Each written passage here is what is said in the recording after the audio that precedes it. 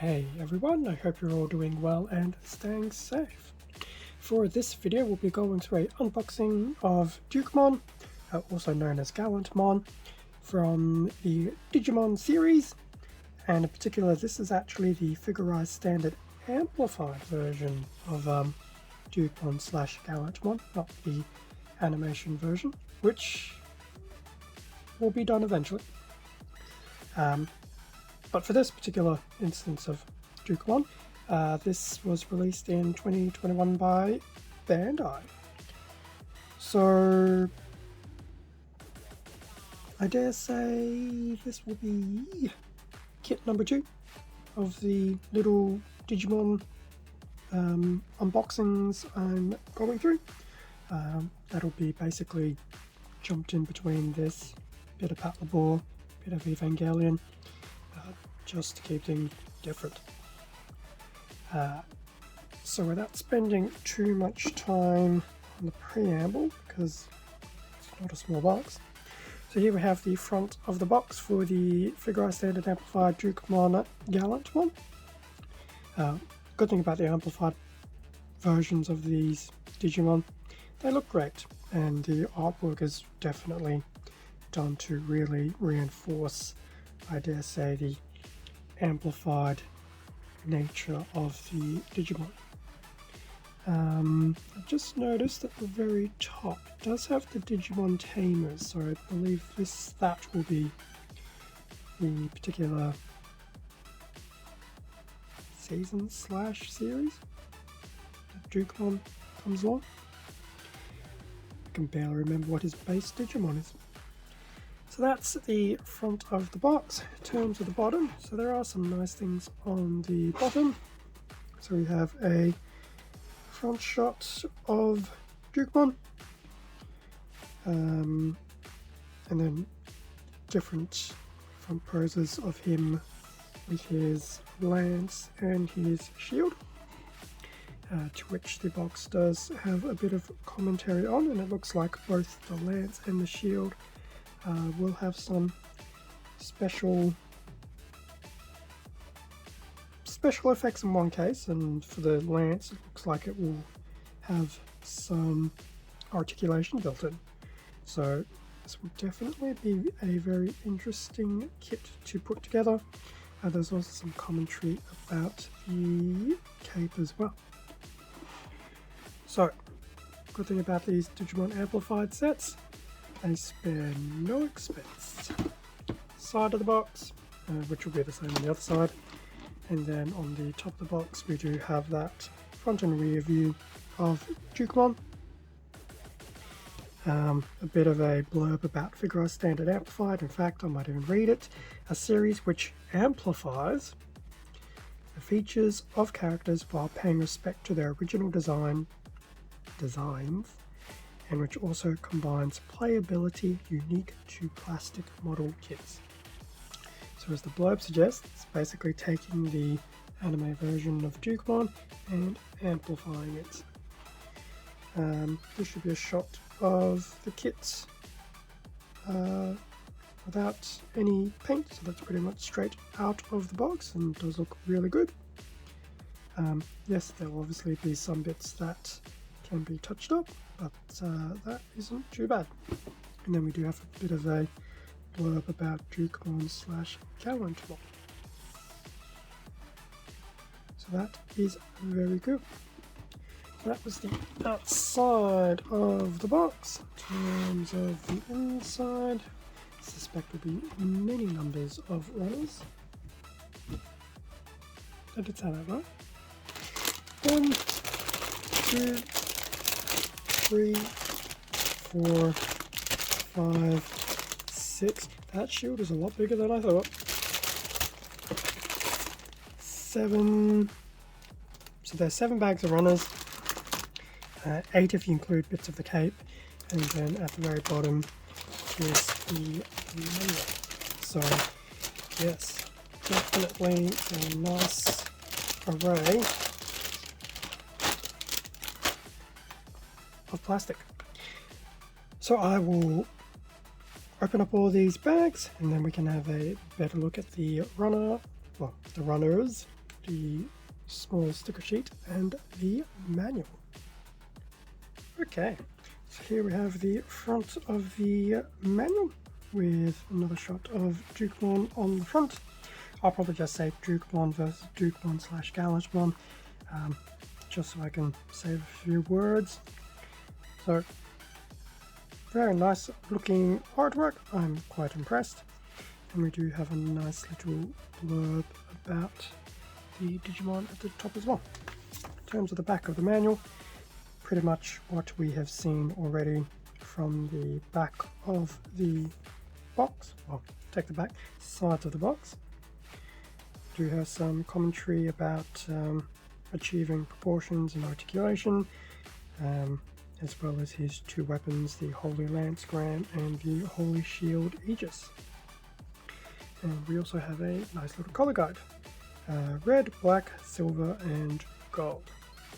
Not too bad for 4 colors. Yeah, let's see if I can find the runners.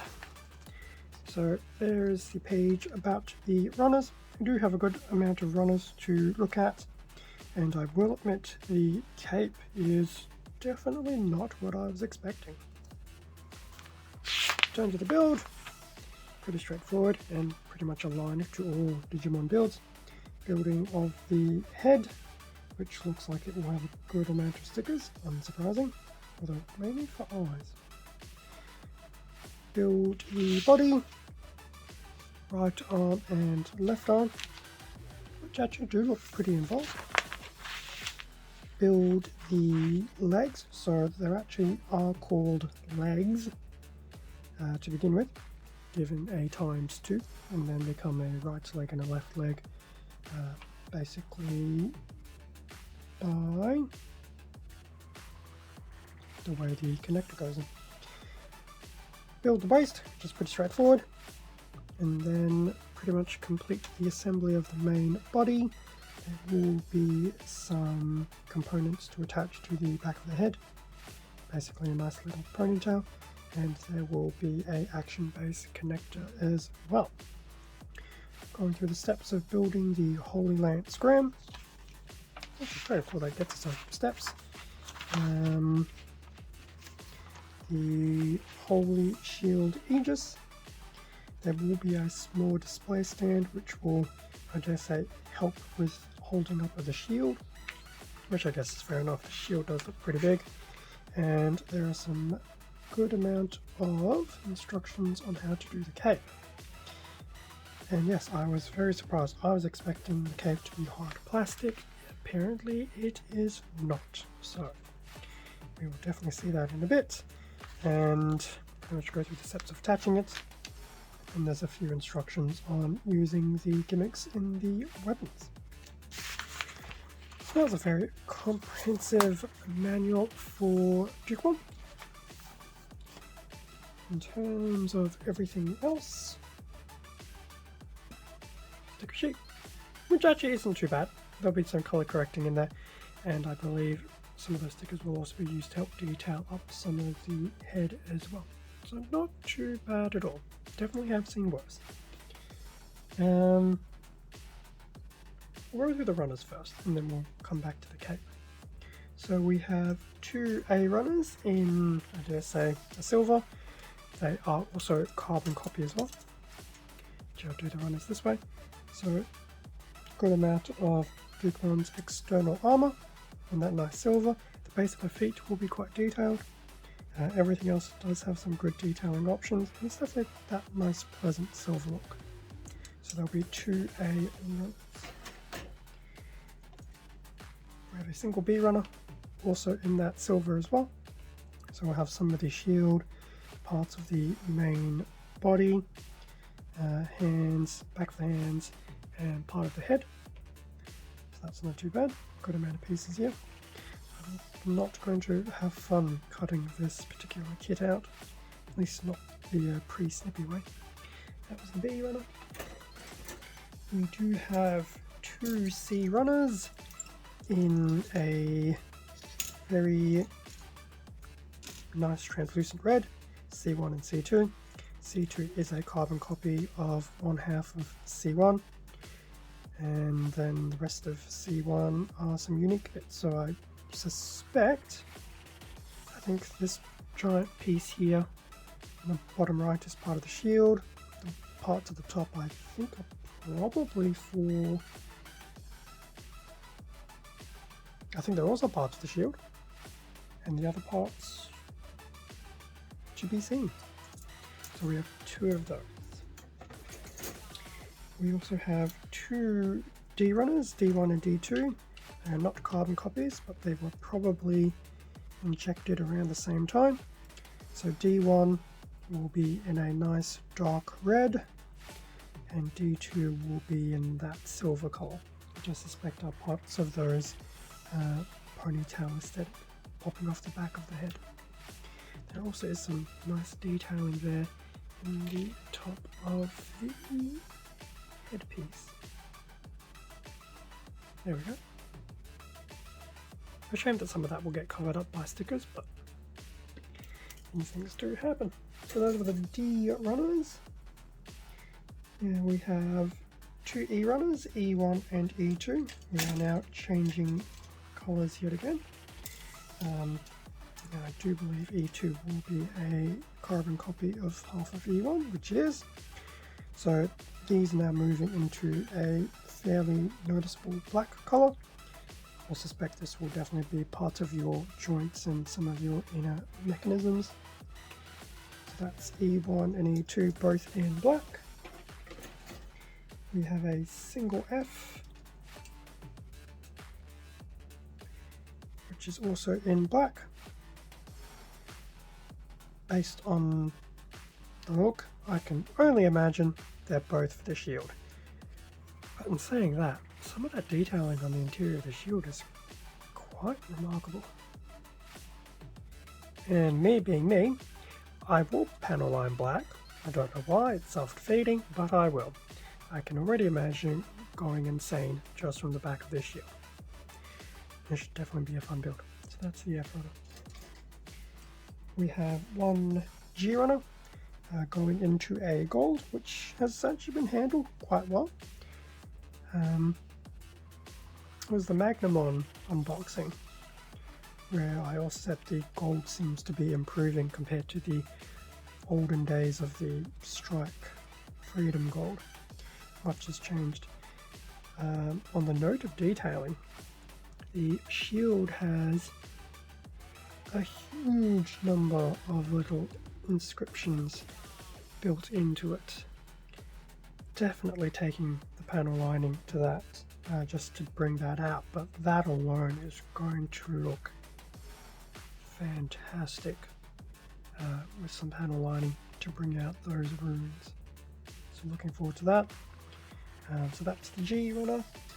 We have 2 H runners, H1 and H2.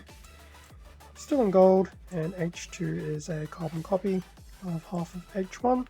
I think the rest of H1 will be used for the cape. So those are those. And lastly, in terms of runners, we also have a stand runner as well in clear. And I do believe, I feel like I've seen this before. That's where I'm imagining things. I could actually be imagining things. So that's the stand. Now the last thing to look at, this is the cape. Now I'm not exactly sure what it is. They do call it a sticker, but it does feel like it has a little bit of thickness to it. So I wouldn't call it a normal conventional sticker. But yes, that is basically a cape. So they have gone a route of some type of material-esque type of look, as opposed to here have 1 to however many pieces of plastic it could have been, which would have ultimately weighed the kit down a lot. But yes, this will be very interesting to see how this pans out. As I said earlier, I was expecting all of this to be in plastic, so I'm very surprised that it's not. Definitely very intrigued to see how this works. So that will be very interesting when the time comes. And yes, definitely keeping these on this, which may also help in determining how I pre-snip some of this kit.